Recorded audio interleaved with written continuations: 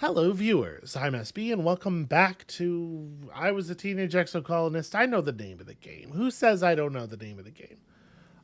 Where we are hurtling toward a very serious problem here in the colony. We have managed to do some damage to the damage, but our food shortfall is still marked at starvation levels.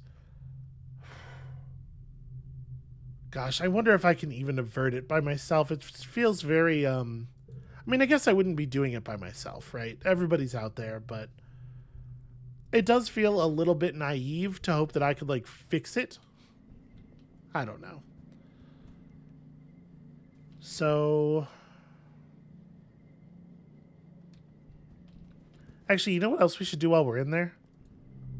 Let me have a look at the supply depot. Have things changed at all? Nope, no food to be had, obviously. But these are things that were here before.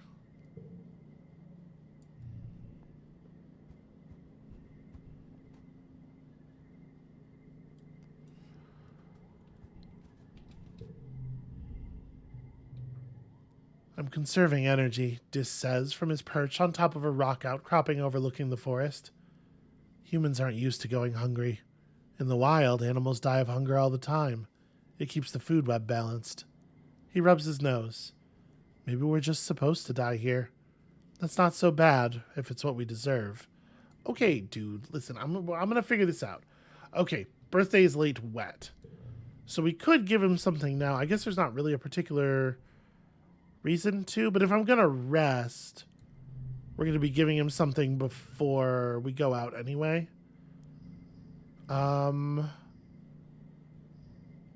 Yellow flower?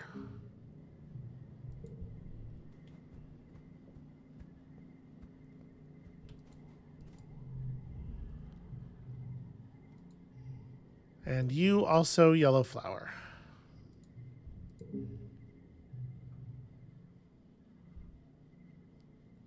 Okay, I hope you find it useful, is all I say. There we go. That interaction goes better. And then I think we are going to rest because I think like the thing we most desperately need to do is go out again. Then again, we could do something else right now, then rest during late pollen. And when we go out in the new season, there's a chance that more collectibles will have spawned, right? Right? Is it the case that collectibles can spawn during... Oh, I don't know. You know what? I'm not going to do it that way because I think we need to maximize trips. I'm really, really worried. What am I doing? This is not the right...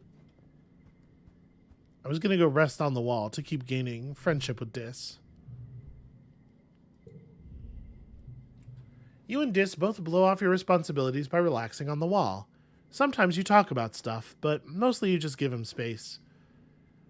He shows you a simple game he made on his holopalm where you can buy and trade resources to make something he calls profit. He says he got the idea from an old game he found in the Holo archives, but it feels kind of pointless. You're just making numbers go up. Okay, well, like I feel personally targeted.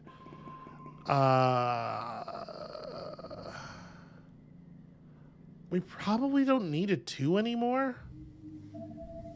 Yeah.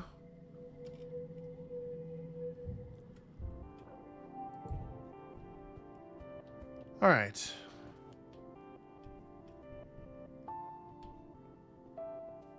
Can I go back in here? Hold on. We haven't actually like been to the lab again. Is there a way for me to... No, there's not a way for me to just like see what's up with the lab. Because like in theory I got that shimmer cure point, but I don't like... I think we have to actually interact to do anything with it. Let's just go back to the valley. I want to make sure we got everything out of the valley, and then we'll go to other places with our other... with the rest of the travel we can do this year. We're going to do a lot of expeditions.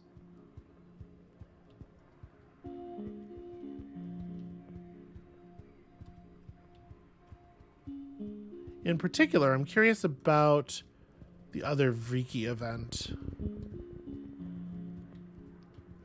So did we do everything up here? We did not. There's this, which is very conspicuous. You find a trippet. A large, tasty, plant? Kind of? You've heard it's sort of like an animal, too. Like a lot of creatures on Vertumna, it kind of defies classification. Whatever it is, it's huge. It's practically taller than you are. Let's... What happens if I press note its location and move on? Oddly, when you come back later, it's not there. You must have recorded the wrong coordinates. Oh, it's moving around. Maybe we have to chase it.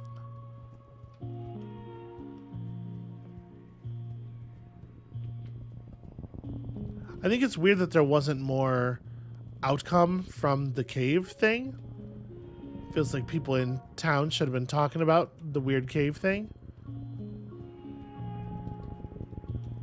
I'm just running around looking and see if we see the trippet anywhere. It's a shame that there's so much space in these. Is it in the dead end by any chance? It is not.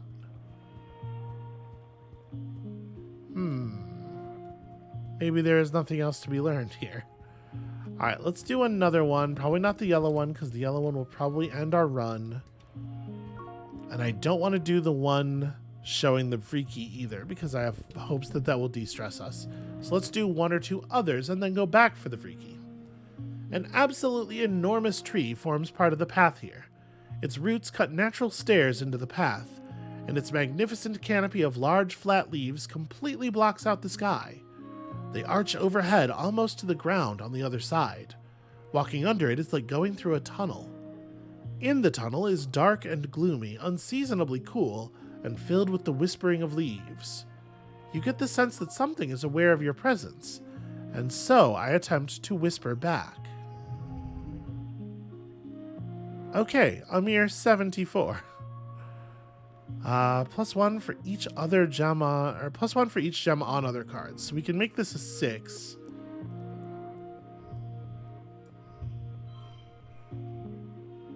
But sadly, we can't make this a 5 in any way. We can make it a 6.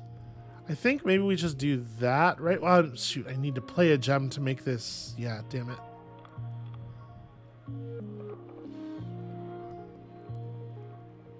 And there's no way for me to build a 4 here. Well, I guess that's not true. No, Dis's secret is going to be a 7 if I boost it, because we can't play it in a position where that's not true. Maybe I just do this. You know, it's 24 in the first round, even without an impressive straight or anything. It's just like a lot of number. Okay. Now, this could be a 6. That becomes a 6 if we play the multicolor 3.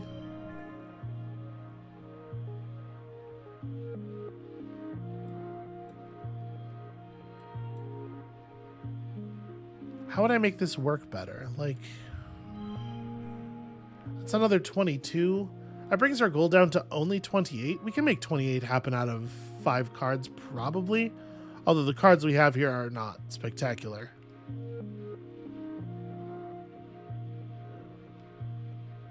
Yeah, I'm going to take it.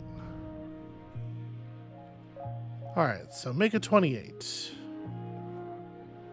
Well, we can turn this blue. I think we're almost certainly going to want to.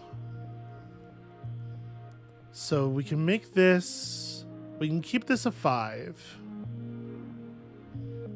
Well, sorry, if I do this, it's going to become a 6 no matter what, though. Shoot, yeah, so actually, bobber fruiting it is going to make it, like, basically impossible for us to get any kind of straight or anything going.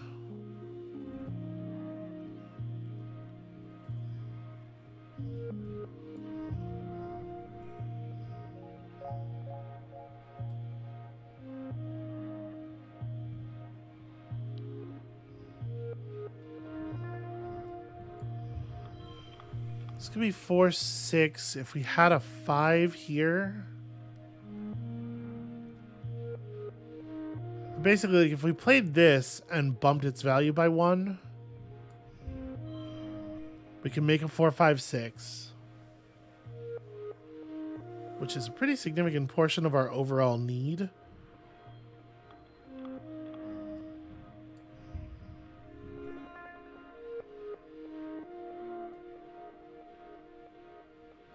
If we just play blues across,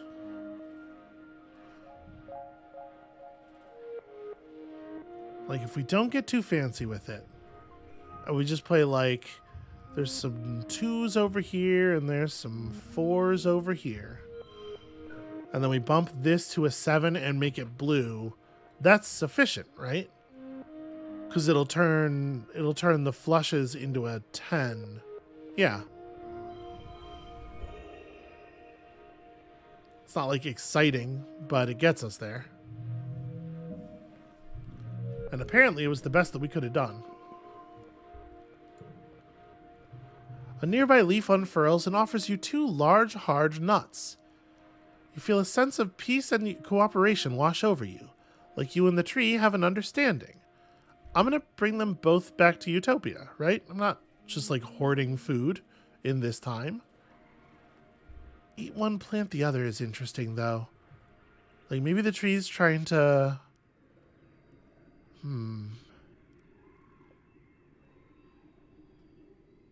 It doesn't say how large. They're probably, like, by themselves, they're not going to be big enough to matter to the colony. But would we be better off planting them back at the colony? I'm going to bring them back to Utopia.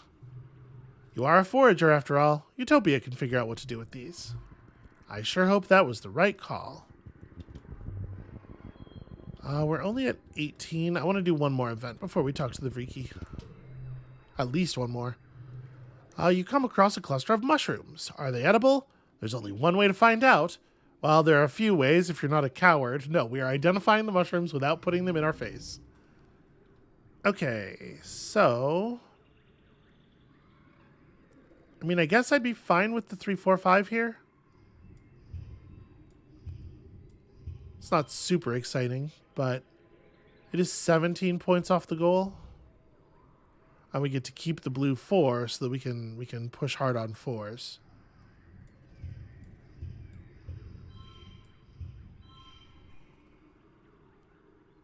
Because, like, that's pretty good. 24, that'll leave us with 36 to go. It's not my most favorite. Yeah, I think I'm going to do it, though. Okay, very blue hand. Very blue hand. So... we could use the bobber fruit to bump the 1 up to a 2. Try to build ourselves a... real straight here.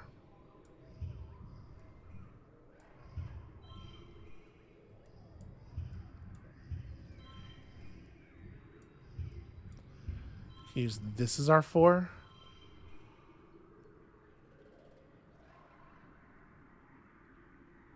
So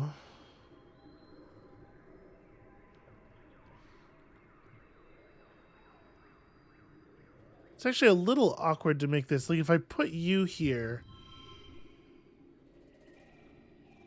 you'll make everything read. And if I turn you blue, we'll gain 8 points and end up at 33. Yeah, 34 even. Because it actually maintains its 1 while still counting as part of the straight. That's pretty good. I'll push through on that.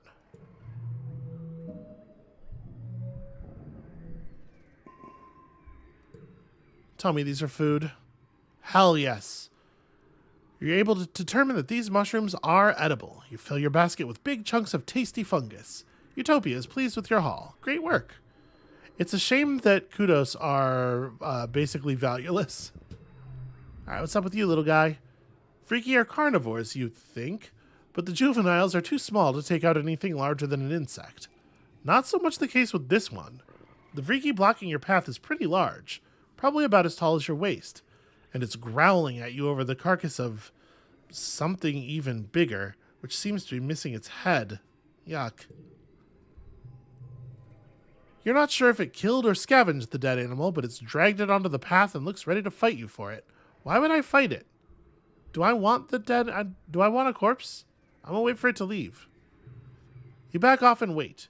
It sits there and gnaws at that animal slowly for hours. It's disgusting.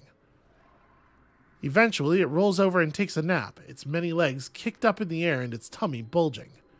You try to sneak by, but it wakes back up with a hiss. It drags the rest of the carcass off into a tree and you can finally pass. That was not useful.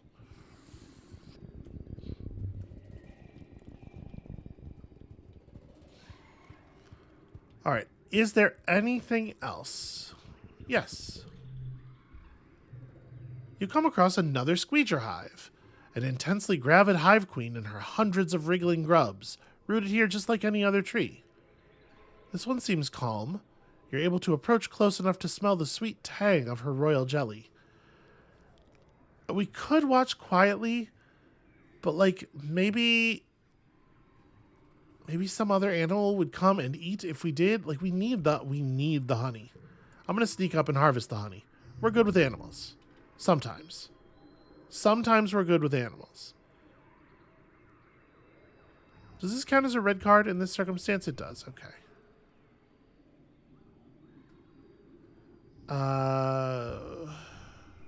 How do I make this any good at all?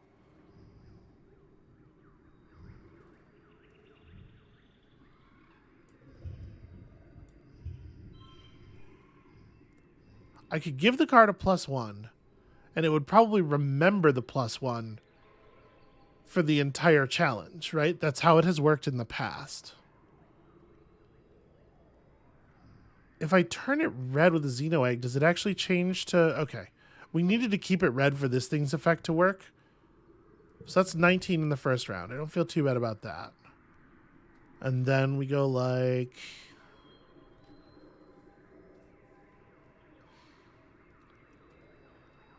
Don't really have a lot of juice here, do we?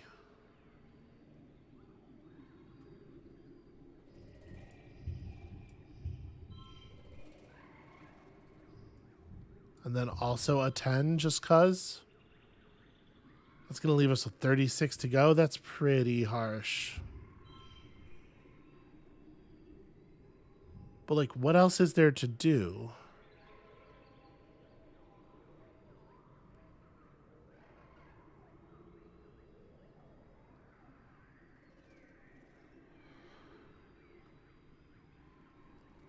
Yeah, we can't make a straight into the 5. I guess I can bump this up to a 4. If we use both our remaining drops on it. We can bump it to a 4. Then play 2, 3, 4, 5.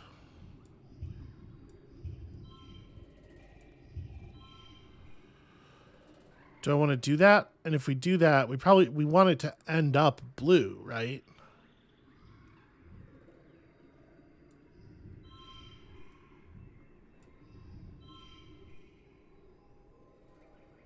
It didn't. Oh, damn it. Right. The red. Well, hold on. But it originally had a 1. Shouldn't it have still updated?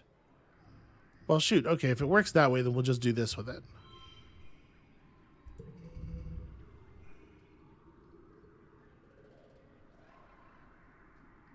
Yeah, that's a bummer. Okay.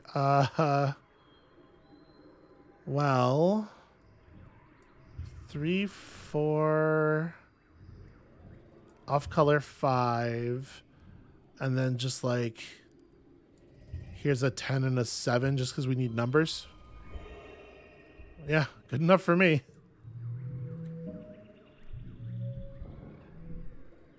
All right, we're still gaining animals points. The calm hive queen has only a rudimentary danger sense. Squeeger hives can be very defensive when they sense danger to their young, but so long as you don't set off the workers or the larvae, you're free to walk right up to her. You gently avoid hurting any of the babies as you scrape her copious honey into a collector. Okay. We've done a really good job on food this time. We've gathered a lot of food. So let's quickly run over and see if that plant is back. And if it's not, let's quickly run down the remainder of the other path here. Then we'll come back and hit this yellow thing. And then we can try hitting the other outside areas as well. Hopefully one of them will yield some more food.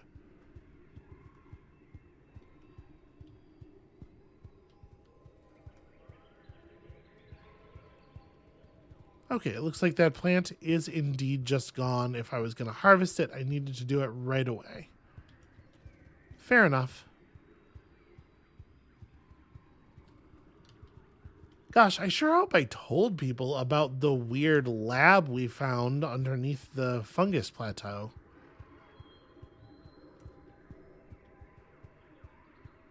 I don't really know what to do to sort of like check in on that information, see what it's doing.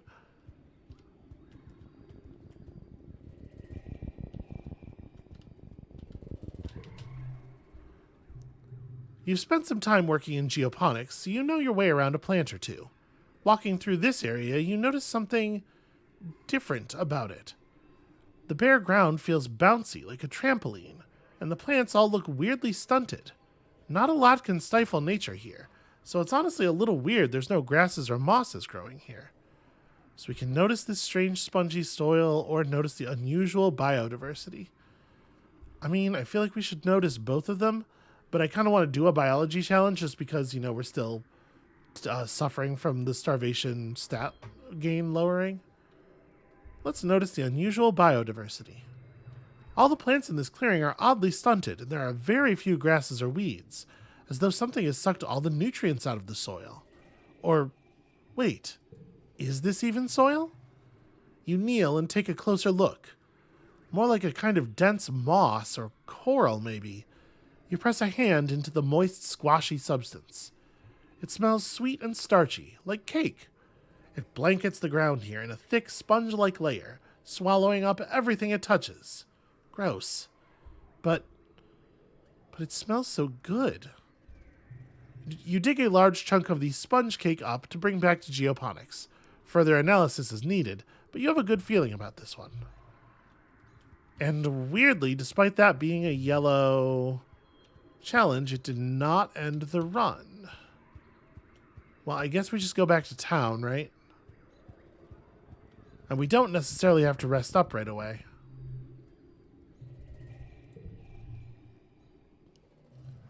So we can just go straight into another area next month.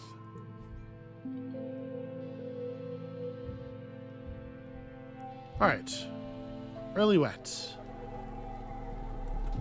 Cool. A log. So what does the notice board now say? Okay, minus 50% is only dangerously low. That's no longer actual starvation level.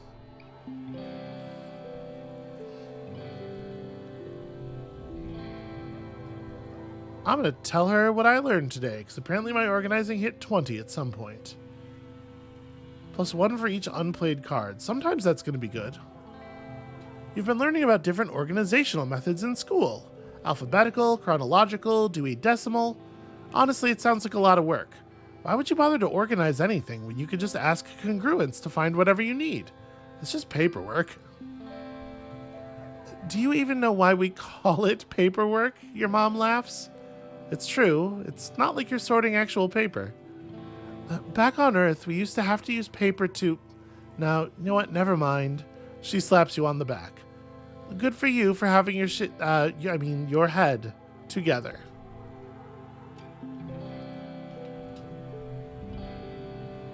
Okay.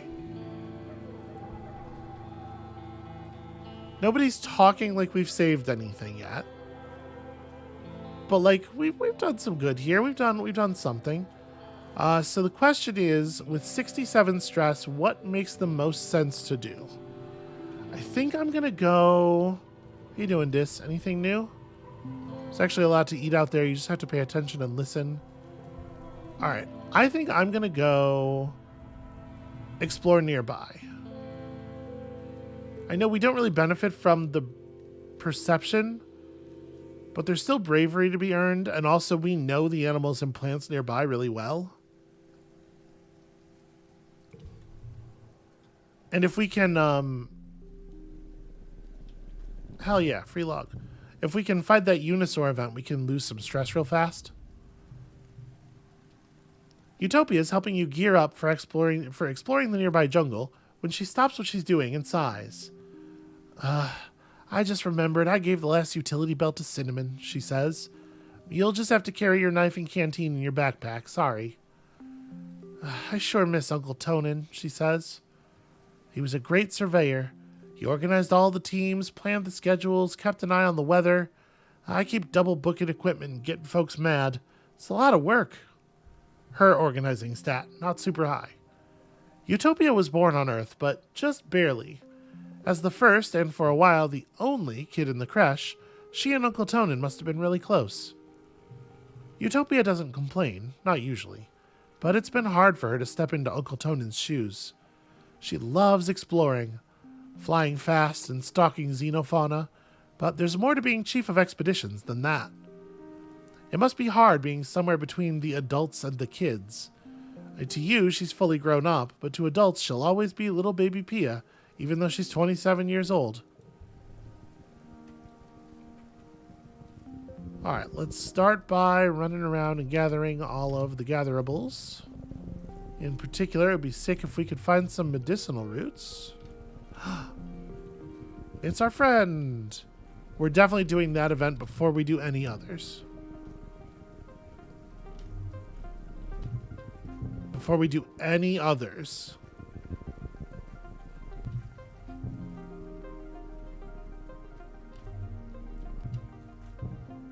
Okay, a whole bunch of mushwood logs makes me feel a lot better about taking on difficult challenges. Turns out these are a really important resource.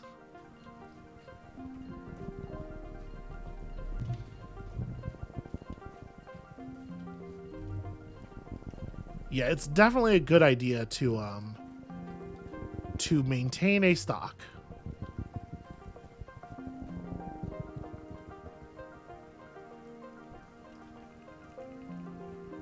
All right, let's go see the Unisaur, and then we'll maybe talk to Dis.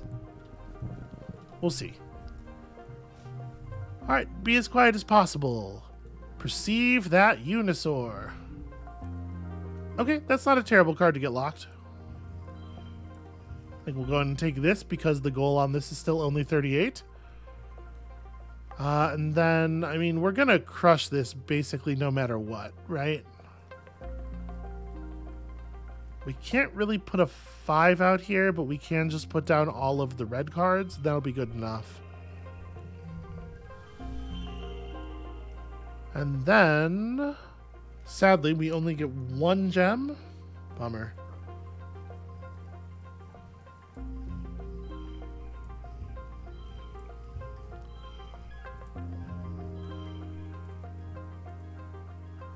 Well, sorry, that's not going to be a 3 anymore. We want this.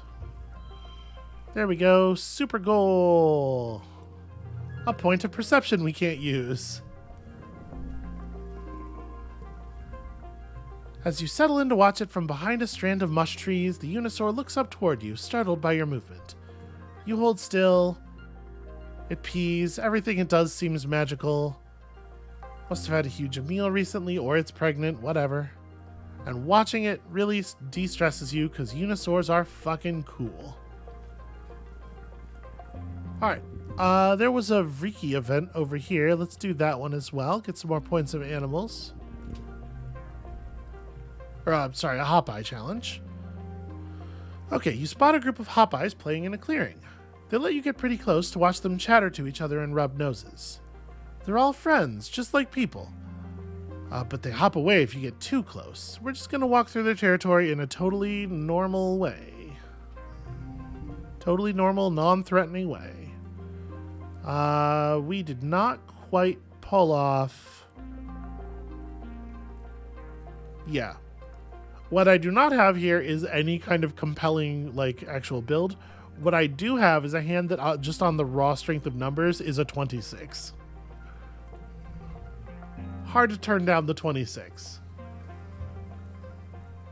Like 2, 2, 4, 4, and they're all blue. I think that's pretty decent. And then what if...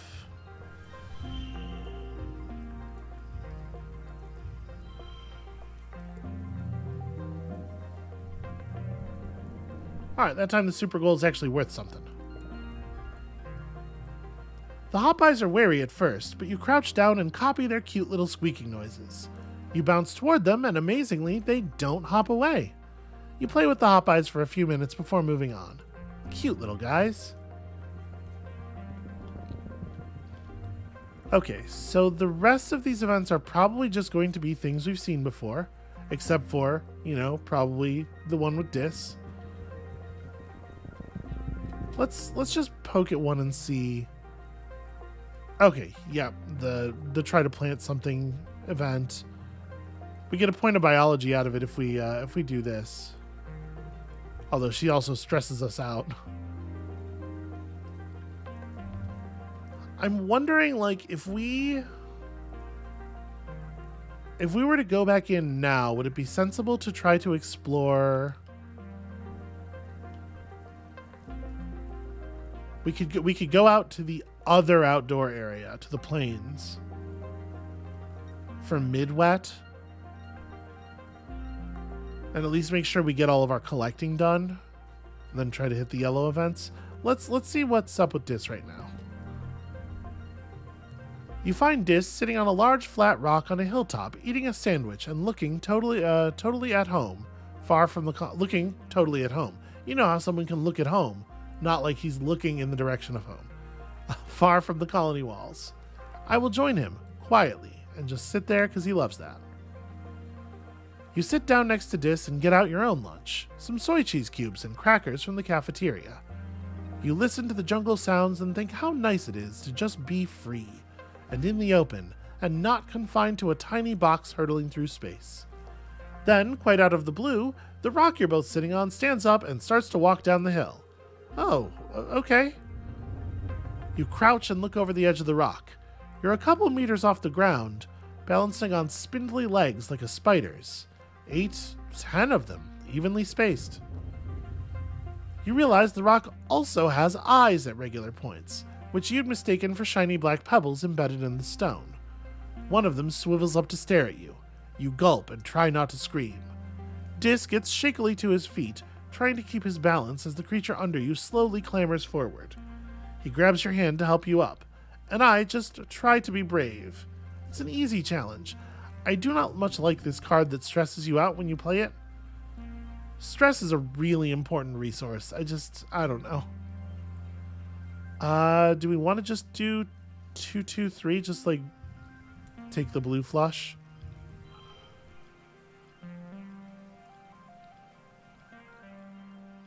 If we play our only 4, this turns into a 4 and we don't have a 3 to replace it, so it's kind of hard to get a straight out of this. But the challenge just isn't that difficult, you know? So here we can do like this, put down the 4 this time and get a 3 of a kind. Okay, cool, yeah. And then it's like... It's a shame this won't remain a 4 if we play our 6. But we can...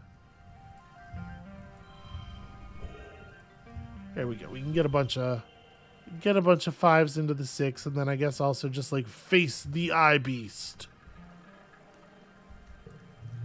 Rack up all that bravery. To all 2 points of bravery. You swallow hard and control your fear. Barely. Actually, this is biologically fascinating. You're too busy taking mental notes about this creature's anatomy and behavior to worry about your own safety. It totters along, using its long legs to pick its way through the bushes and uneven terrain. It must have had its legs curled up under its body earlier to perfectly camouflage itself as a rock. After a minute, the creature crouches down to look at something, and the 2 of you jump off.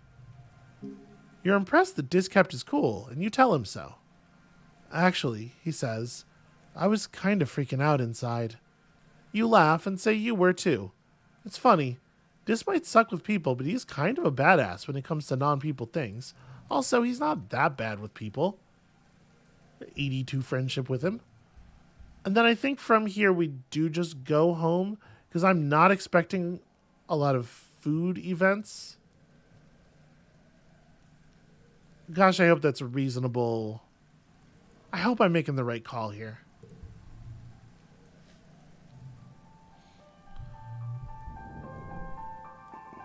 Alright, even more braveries.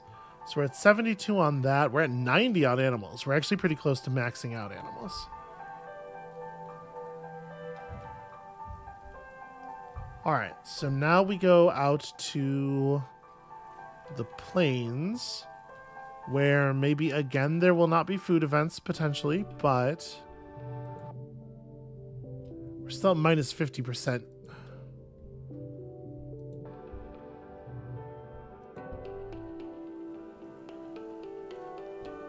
I thought I had gathered more food.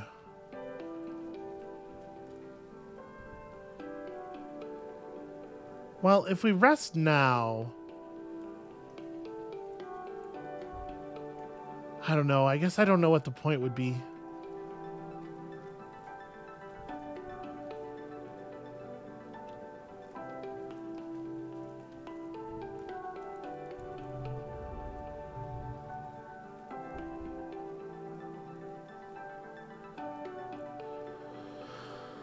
So all the events here have respawned.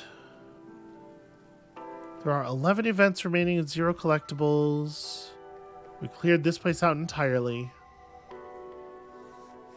Maybe I need to... It's possible that I need to go to, like, class or do some xenobiology to really get the benefit of the stuff that we've seen. And I probably would want to do that before the end of the year, right? And that won't stress me all the way out. And then we can go exploring in the last month to make sure we get all the collectibles and then just hit the yellow. Probably. The mood in geoponics is tense. Everyone is working themselves to the point of exhaustion, trying to get enough plants in the ground to survive the year. Let's take a moment here to research xenobotany. We're not close enough to actually get an immediate benefit out of it.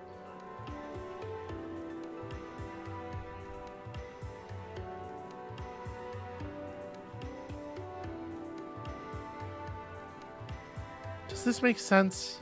I'm going to do it. You report to work in the geoponics laboratory, bringing along the sample of weird, spongy, purple-pink stuff you found in the fog cloud in the Valley of Vertigo. You know, the time you almost died? Hard to forget that. Your chest still hurts when you move too fast. Your dad is very interested in your sample. He has you analyze it right away. Scrutinizing your sample under the microscope, and then with the spectrometer, you compare the spores to known substances. You determine it shares a chemical compound seen in fungi with psychotropic effects. It could make people hallucinate. Huh, your dad says. That explains some things. You think about those creatures, those topiary covered in this stuff. They were all grouped together in the same place by that weird hole. Did the fungus make them go there? But why? Take a look at these, your dad says, sending you an archive on your holopalm. He's kept detailed records of the air quality, humidity, and temperature, spanning back almost to the day you landed here. There are even some actual air samples preserved in vacuum-sealed tubes. You take a look, and sure enough, the spores are always present in the air here, and get much worse during pollen. Wait, could this be what makes your dad sick every year? Is it trying to colonize him, like those creatures? You remember the chief engineer saying that she believed the shimmer was caused by some sort of fungus. Could this be it? Looking for a way to neutralize it, you hit the archives again. You work at it for a few days, but identifying a compound and noticing a pattern is one thing. For the heavy science, you need help from Dr. Instance. This is strong work, Instance says, scrolling through your findings on her holopalm. You say you gathered the sample yourself. That's impressive for someone your age. She summons Tange to join you. Please get Tangent up to date on your research. She'll take it from here. She has more of a mind for these things. Sensing the shift in power balance, Tange blanches and looks at you apologetically. Okay, listen, no one knows this better than me. I have so many points of biology. Instance raises her hand. I'm not passing judgment on your abilities, she says placatingly. You clearly know this research well, and I can find nothing wrong with your methods. Still, something this important and dangerous should be done in more controlled conditions. Tange has been scrolling through your research. This is good work, she agrees. But this is a medical problem, not a gardening one. We're already studying the shimmer, so just think of it as combining your research with ours. The corners of her mouth twitch up, the most of a smile that anyone can usually get from Tange. I'd like to work with you on this, actually. I can't believe you got all this from just a sample. Instance nods, dismissing you both. Alright, if you'd like, Samhain, you can stop by the lab later to check on our progress. You've also been studying the sponge cake you found out in the Valley of Vertigo, in that oddly squishy trampoline ground. As you suspected, it is a type of fungus. The analysis bench tells you it contains edible starches. Once dried and processed with a maturing agent, acidic spark snow would work nicely. It'll make a wonderful flour. The challenge now is to cultivate it. It multiplies quickly, and you've seen how it stops anything else from growing near it.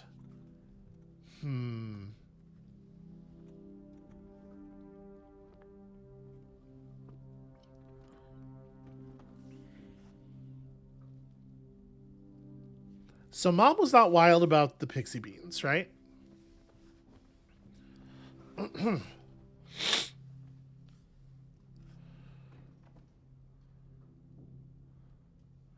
I'm really torn on this. Mom was not wild about the pixie beans, and then she turned out to be right about the pixie beans being a bad idea. Because I believe it was Dad had to talk her into it, right? So my suspicion is she's going to think the same thing here. Reinforced by the lesson of the pixie beans and also, terrified by the situation that we're in food-wise, I think she's going to see this stuff and say, no, we absolutely can't plant this. What if it endangers the other crops? That said, I wonder if she'd be right to say so. Right? What I'm thinking is that planting some in a backfield could actually damage the food supply further because, again, it could spread out and stop other things from growing near it. So I think maybe getting some sign-off from a more experienced farmer is actually exactly what we should be doing in this situation. No, absolutely not, she says before you open your mouth.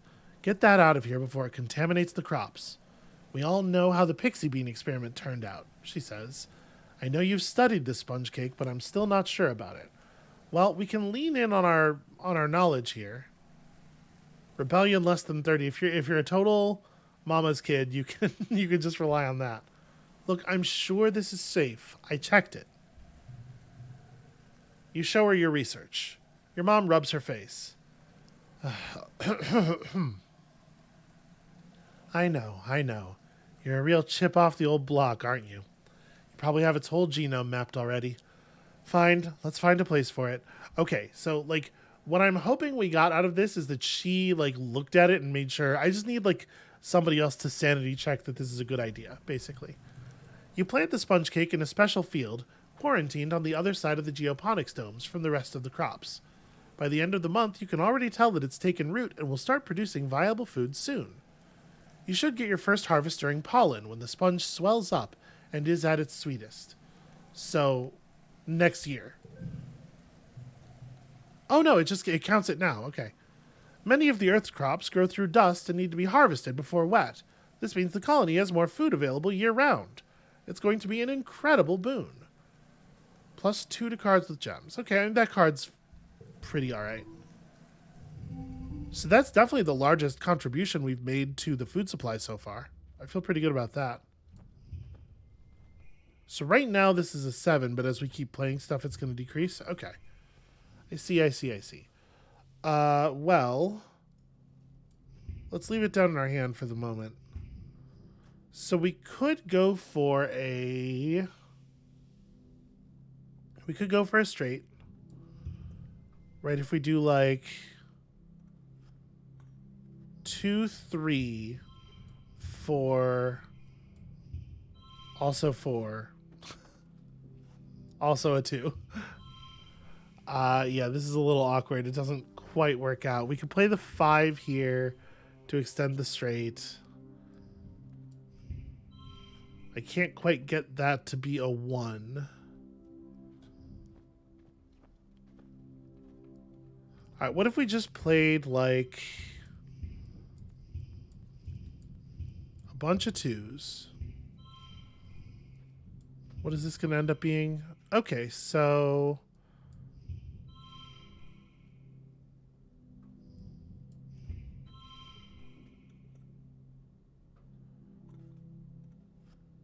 Just playing the straight was better than that, wasn't it? Better than 25?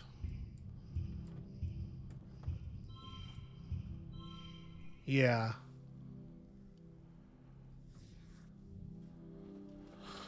Although this isn't really a straight. If I pull this down and put up a 2, it's going to be very slightly better. But also, we could mushwood log our way out of this problem. So what if...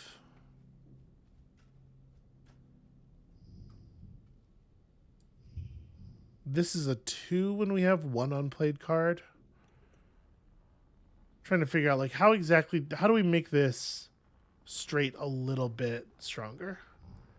This is actually a 4, so it could be mushwood logged into a 6.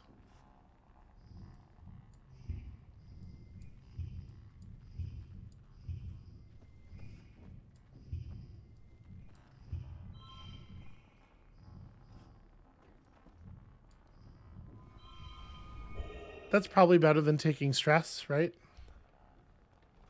Spending a single log.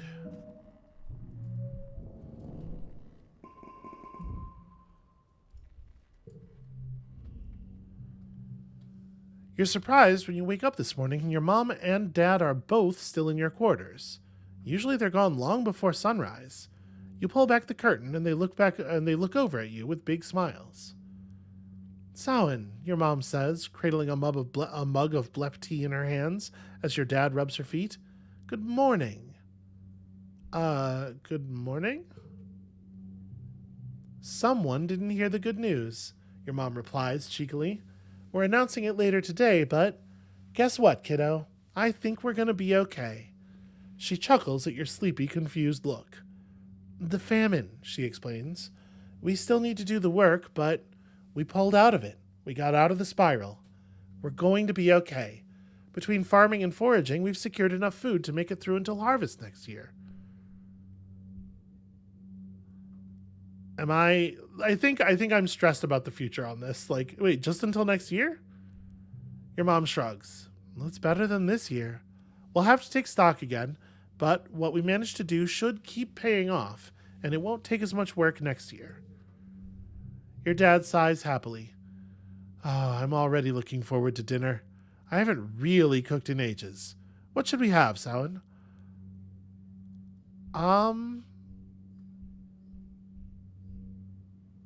This is a sweet thing to do, right? Mom should choose. I'm pushing my loyalty meter so far back toward loyal. You know what? I'm gonna do the kid thing. How old am I? I'm like 13 or something. I'm 14. I still want to go straight to dessert. Your dad laughs. Well, you can. I'm going to eat my dinner first. You and your parents cook a private meal in your kitchenette. Your dad does most of the work, but you help. When you sit down for a quiet family dinner, you realize this is the first time you've done this in... well, you can't even remember how long. You talk about your day in the most mundane way possible. It's so pleasantly normal. Hooray! You don't even get close to clearing your plate since your body isn't used to so much food. But that's okay. You eat slowly and savor it. Every bite is heaven, and made even better by knowing that you had a real impact on the colony's future. I am so glad we made it through that. We're still dealing with the shimmer. I do think we're not necessarily going to get the most play out of it, but I do think we want to go to the plains at least once this year, if only to pick up all the stuff on the ground. Cal waves at you as you enter the garden, leaning on his shovel. Hey, Samhain, he calls, but his eyes look past you, down the path to where Anemone is beating the absolute tar out of a training dummy. Her fierce battle cries echo across the colony, making Cal wince. She's been going totally hard lately, huh? He says. He scratches his face, smearing dirt across his cheek. She asked me yesterday if I wanted to spar with her. She said it would be good for self-defense. Cal smiles sadly at the memory. I told her I don't want to fight. Not her, not a training dummy, not anything on this planet. For real. I've never seen her get so mad at me. She called me a baby and told me I'm just going to end up forcing everyone to protect me because I'm like weak or helpless or whatever. He seems upset and stabs the ground a few times with his shovel. I just don't think it's right to fight anyone, especially the Xenos. They were here first, he says. What do you think, Samhain? Well, based on the experiences our character has had, and I'm definitely thinking of last glow season for sure. Sometimes you don't have a choice. Geez, you sound like an adult, Cal grumps. They always tell us to see both sides of an argument, but I tried and he shrugs. I just think if you have to hurt someone to get what you need, you don't deserve to have it. Well, sure, but what if your loved ones are in danger? I mean, that's totally scary, but you kind of shouldn't be putting your loved ones in situations where they could be in danger in the first place. Cal, you understand that that's what we have done here, right? And what if they attack you first, the way they do every glow season? Cal throws his arms up in disgust. If something attacks you first, you probably did something wrong. Maybe you shouldn't keep going places where things want to attack you. Cal, come on, dude. You're being naive. You tell him sometimes you just have to fight. Nope, Cal says. Nope. Nobody's life is worth more than anyone else's life. It doesn't matter if they're human, xeno, or anything else out there. We all need to live in peace. Okay, but if nobody's life is worth more than anyone else's life, then fighting's not wrong. It's just neutral value, right? If you're fighting for survival. His eyes go back to Anemone. She stopped sparring with the training dummy and is looking up at the gardens as she has a drink. Neither she nor Cal wave at the other. Cal has such strong convictions. It's one of the things you like best about him, even if you don't always agree with them. You spend a few hours following Cal through the garden. The adults have given him a portion of land to plan out for the next planting season. It's a big responsibility, but instead of feeling proud, you can tell Cal is a little distracted by your conversation. He keeps looking over in Anemone's direction, but she seems determined to ignore him. When you finally head out, you're just as dirty as he is. The dirt sticks under your nails no matter how many times you wash your hands.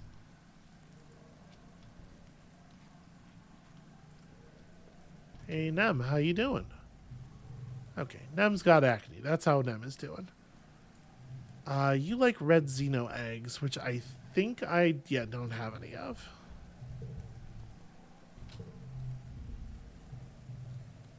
Tange looks up from her work, holding her stomach as it rumbles audibly. What, again? Who cursed me with a mortal form?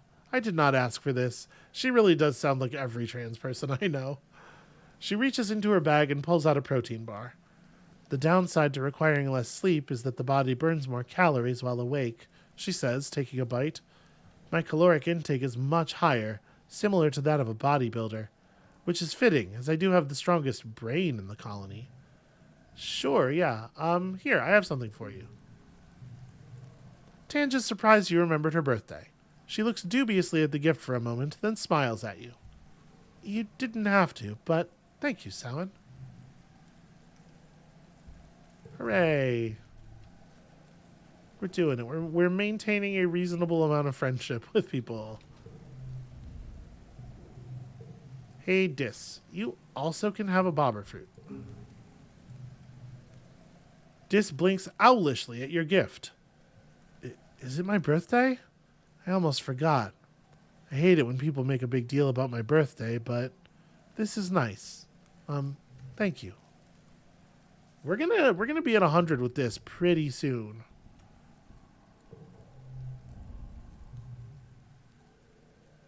Do I want to go back and give crappy gifts to other people? I think honestly I might rather hold on to the logs because they turn out to be like super valuable sometimes. All right, let's go to the plains and try to focus on the animal encounters and also make sure we pick up all of the pickupables.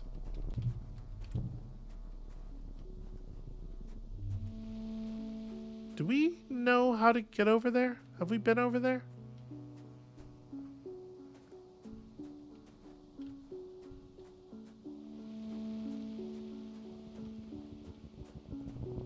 Okay, we're going to come back for you, little buddy.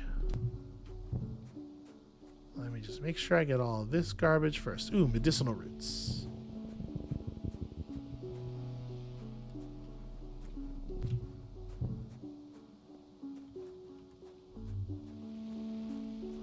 And somehow, even more mushwood.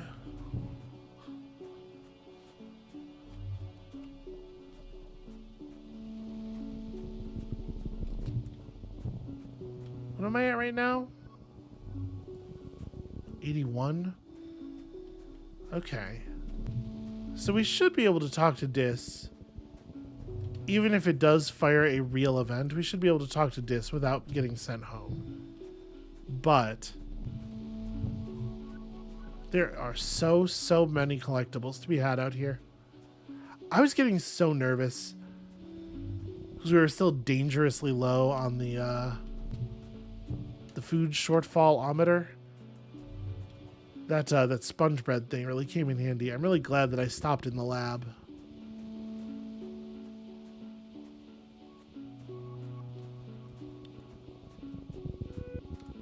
Alright, any other collectibles around here? Looks like we might be out of them. Aha! Alright, sadly now we have to run all the way back to Dis, which is going to be a little bit of a trek.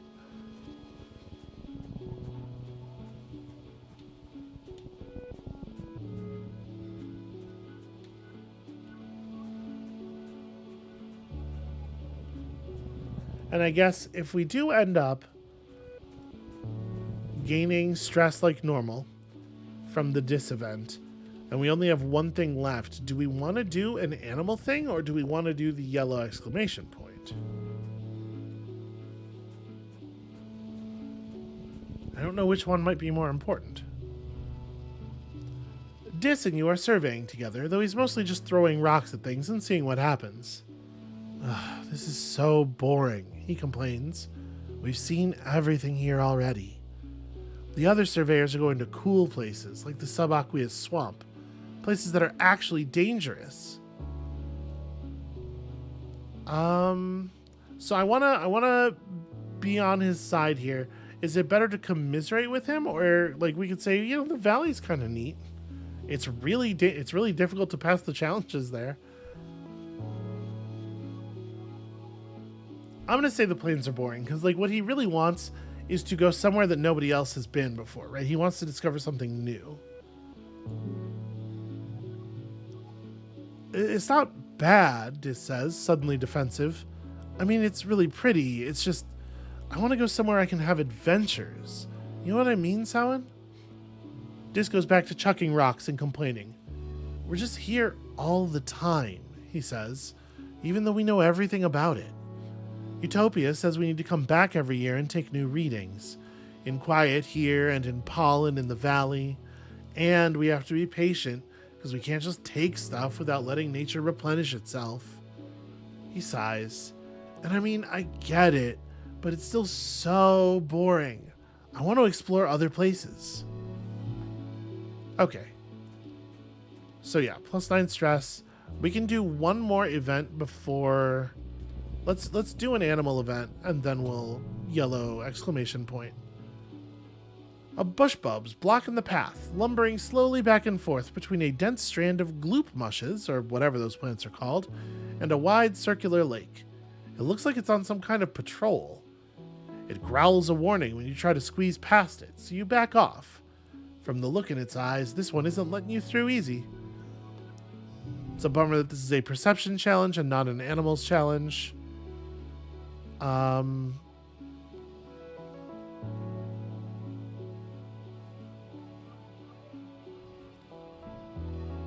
Don't really have anything terribly exciting here.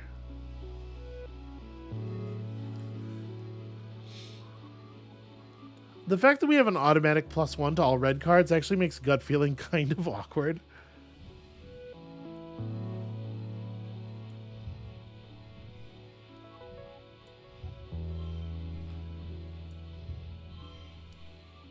I mean, that's not like amazing, but we only have 39 to go here. We still aren't drawing any cards with gems to go with our cards that want to go with cards that have gems on them.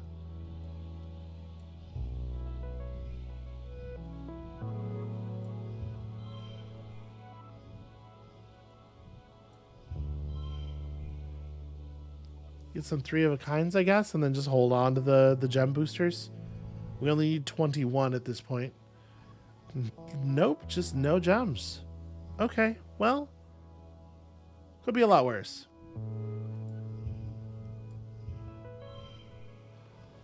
And then we make this also red. Oh, right, but if we make something red, it's going to gain a point. So, unfortunately, there's nothing I can really do about that.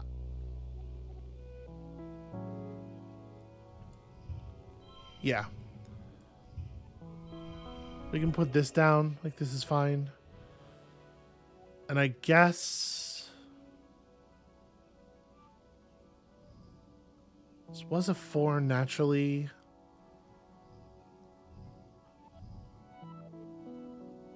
Yeah, there's not really a good way for me to take advantage of this. If we do that,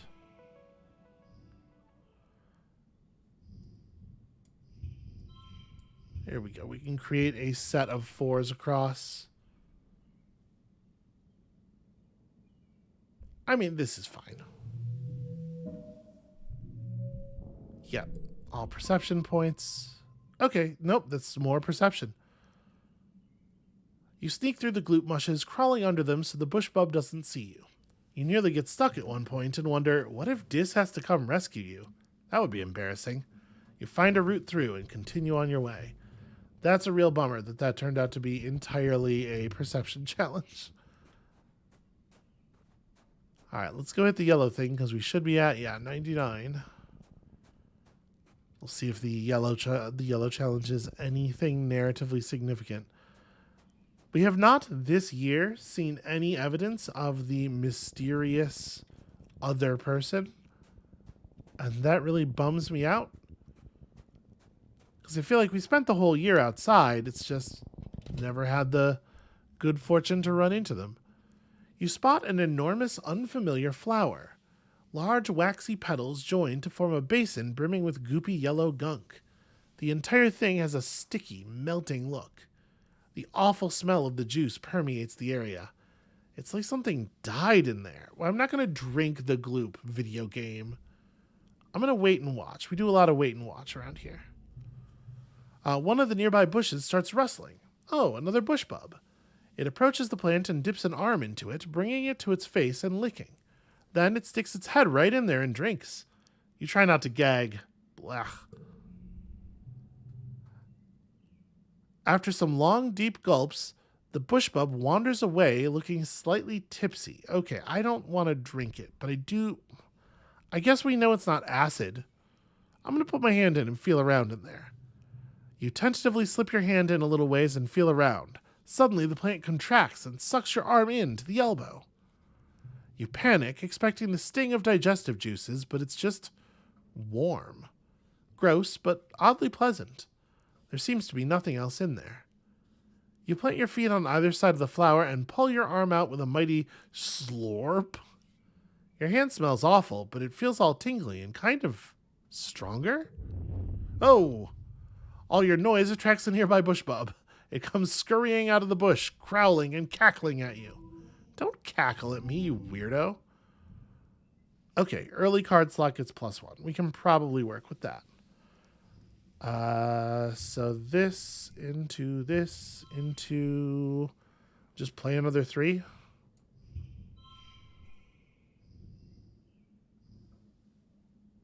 Yeah, we're getting our +1 bonus here. I'm cool with this. That's a fine open. So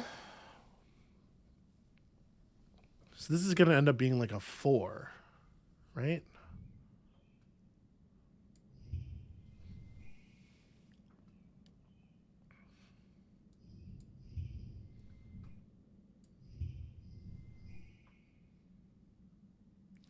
Oh, well, this will be a 5 if I play it here.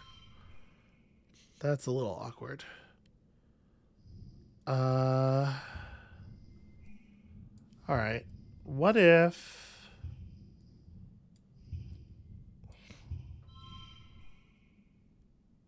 No, that really doesn't do anything at all. You know what? Let's just play the hop ice. So is there a way to turn this into a straight? So that's going to become a 4 if we play it there. Not really.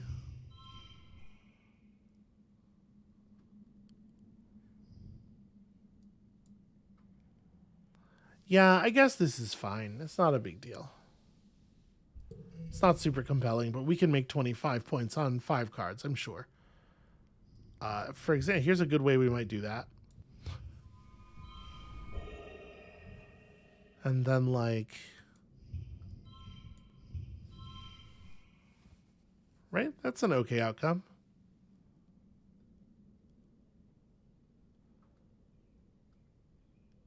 This could be a 6, but it's going to break things if we... I'm just going to take this. This is fine.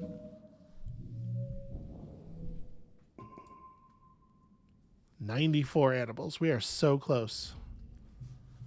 The funny creature rears up and stomps the ground intimidatingly, but by reading its body language, you realize it's just trying to move you away from the big flower.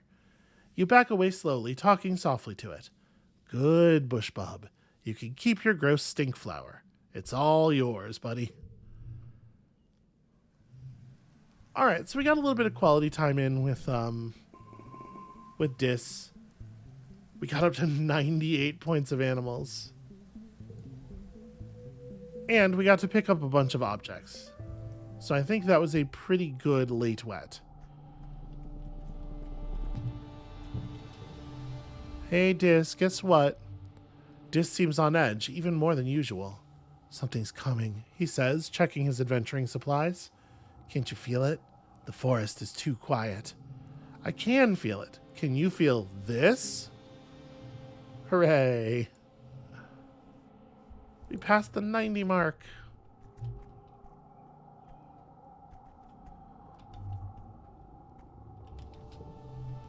Alright, same people as... Yep. Same people as normal. Same dialogue as normal from Mom.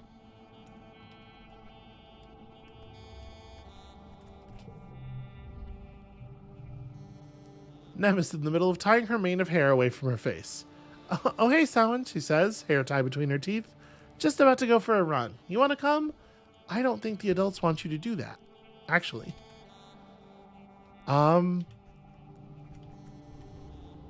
right, I think this is probably where we ought to call it for today. You know, the glow season is always a bit of an adventure on its own. So that's going to be it for us for today. Thank you all so much for watching. When y'all return next time, we'll be dealing with perhaps the most dangerous glow of our lives, because it seems like that's always true. And we'll see you then.